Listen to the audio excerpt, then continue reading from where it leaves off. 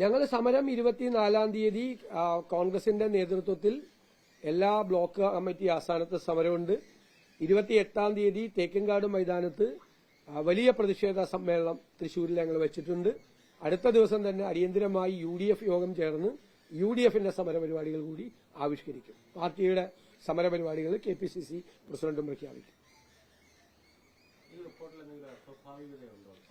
അല്ല, ഈ റിപ്പോർട്ട് അസ്വാഭാവികമാണല്ലോ.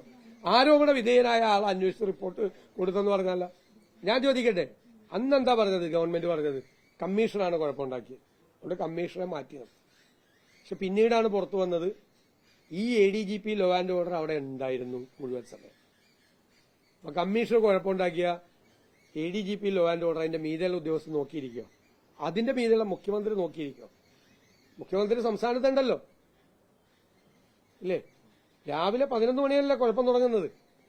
മഠത്തിൽ വരവ് കുഴപ്പം തുടങ്ങാണ്. പിറ്റേ ദിവസം വെളുപ്പിന് 7 മണി വരെ. ഞാൻ ചോദിച്ചല്ലേ, ഇന്റലിജൻസ് സംവിധാനങ്ങളില്ലേ? മുഖ്യമന്ത്രി അറിഞ്ഞല്ലോ. മുഖ്യമന്ത്രി എന്തുകൊണ്ട് ഇടപെട്ടില്ല? സ്ഥലത്തുണ്ടായിരുന്ന ADGP ലോ ആൻഡ് ഓർഡർ എന്തുകൊണ്ട് ഇടപെട്ടില്ല? അപ്പൊ ഇവരെല്ലാം അറിഞ്ഞുകൊണ്ട് നടത്തിയ ഗൂഢാലോചനയാണ്. ഒറ്റ ഫോൺ വിളിക്ക് കമ്മീഷൻ നിൽക്കില്ല അവിടെ. ഇല്ലെങ്കിൽ ADGP അവിടെ ചെന്ന് ഈ കമ്മീഷനെ നിയന്ത്രിക്കില്ലേ, സ്പോട്ടിൽ ചെന്ന്? എന്തിനാണെന്ന് ADGP ലോ ആൻഡ് ഓർഡർ ഔദ്യോഗികമല്ലെങ്കിൽ അനൌദ്യോഗികമായിട്ടാണെങ്കിൽ എന്തിനാണ് അവിടെ ക്യാമ്പ് ചെയ്ത്? ഔദ്യോഗികമായിട്ടാണെങ്കിലും അനൌദ്യോഗികമായിട്ടാണെങ്കിലും പോലീസ് ഒരു കുഴപ്പമുണ്ടാക്കുമ്പോൾ ലോ ആൻഡ് ഓർഡറിന്റെ ഉത്തരവാദിത്തമുള്ള ഈ ഉദ്യോഗസ്ഥൻ ഇടപെടണ്ടേ? അപ്പൊ ഇത് കലക്കാനുള്ള ഗൂഢാലോചനയാണ്, അവരുടെ മാസ്റ്റർ പ്ലാനാണ് അത് ചെയ്തത്. എന്നിട്ട് ആ ആള് തന്നെ അന്വേഷിക്കുക, ആ ആളെ കൊണ്ട് തന്നെ അന്വേഷിപ്പിച്ച് റിപ്പോർട്ട് മേടിക്കുക. അതിപ്പോ ബഹളം ഉണ്ടായപ്പോഴാണ് ഒരാഴ്ച തരാൻ പറഞ്ഞ റിപ്പോർട്ട് 5 മാസമായിട്ടും തരാതിരുന്നിട്ട് ഒരു ചോദ്യം മുഖ്യമന്ത്രിയുടെ ഓഫീസിൽ നിന്ന് ചോദിച്ചോ? DGPയോട് ചോദിച്ചോ? ഇപ്പൊ ബഹളം ഉണ്ടായപ്പോഴാണ്, വിവാദം വന്നപ്പോ, അന്വേഷണം നടക്കുന്നില്ല എന്ന് വിവാദം വന്നപ്പോഴാണ് തട്ടിക്കൂട്ടിയൊരു അന്വേഷണം നടത്തിയ ഒരു റിപ്പോർട്ട് ഒറ്റ ദിവസം ഇന്നലെ കൊടുത്തിരിക്കുന്നത്. ഒരു അന്വേഷണം ഇതിന്റെ പേരിൽ നടന്നിട്ടില്ല.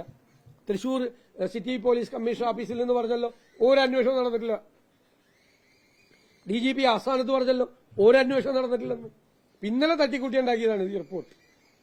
ഈ ആരോപണ വിധേയം തന്നെ തട്ടിക്കൂട്ടി ഉണ്ടാക്കിയ റിപ്പോർട്ട്. അതിന് ഒരു സ്വാഭാവികതയില്ല, ഒരു സ്വീകാര്യതയില്ല.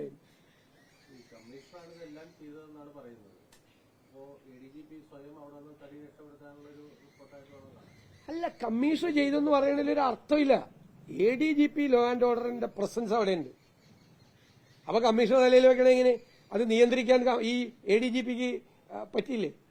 എന്താണ് സംഭവിക്കുന്നതെന്ന് വിളിച്ച് ഈ മുഖ്യമന്ത്രി ചോദിച്ചോ? എന്താണ് തൃശ്ശൂരിൽ സംഭവിക്കുന്നതെന്ന് ഏത് ആഭ്യന്തരമന്ത്രി ചോദിക്കുമല്ലോ? ഇത്രയും സംഭവങ്ങൾ, കേരളത്തിന്റെ തന്നെ ഏറ്റവും വലിയൊരു ഉത്സവം നടന്നുകൊണ്ടിരിക്കുമ്പോൾ അവിടെ പോലീസ് കുഴപ്പമുണ്ടാക്കുന്നു എന്ന് രാവിലെ മുതൽ പരാതി വന്നിട്ട് ഈ മുഖ്യമന്ത്രിക്ക് കിട്ടിയില്ലേ? മുഖ്യമന്ത്രി വിളിച്ചു ചോദിക്കണ്ടേ എന്താണ് അവിടെ നടക്കുന്നതെന്ന്? ചോദിച്ചില്ലല്ലോ. ഇവരറിഞ്ഞുകൊണ്ട് തന്നെയാണ്. മനസ്സിലായി? ആ പൂരം കലക്കിയിട്ട് അവിടെ ഒരു വികാരം ഉണ്ടാക്കി BJP ജയിപ്പിക്കുക, അത് തന്നെ. BJP കൊണ്ട് ഈ ഗൂഢാലോചനയിൽ. ഞാനതുകൊണ്ടാണല്ലോ പറഞ്ഞത്, ക്ഷേത്രം, വിശ്വാസം, അമ്പലം എന്നൊക്കെ പറഞ്ഞ് അവരുടേത് മാത്രമായിട്ട് വെച്ചിരിക്കുന്ന ആളാണ്. ഉത്സവം കലക്കിയിട്ട് ജയിക്കാൻ വേണ്ടിയിട്ട് CPM-ആയിട്ട് ഗൂഢാലോചന നടത്തിയത് BJP. എങ്ങനെ? വോട്ടിംഗ് പാറ്റേൺ ഒക്കെ പലതരത്തിൽ പല രീതിയിലും മാറി വരും. ഞങ്ങൾക്ക് കിട്ടേണ്ട വോട്ട് ഇടതുപക്ഷത്തിനോടെ പോയിട്ടുണ്ട്. ഞങ്ങൾ വിലയിരുത്തിയല്ലോ ഞങ്ങളുടെ പാർട്ടിയെ. എന്നിട്ടും ഇടതുപക്ഷ സ്ഥാനാർത്ഥി ജയിക്കാതെ പോയത് എന്തുകൊണ്ടാണ്? CPM-ന് കിട്ടിയതിന്റെ വോട്ട് ചോദിച്ചു നോക്ക് VS സുനിൽകുമാറോട്. സംശയം ഉണ്ടെങ്കിൽ VS സുനിൽകുമാറോട് ചോദിച്ചു നോക്ക്.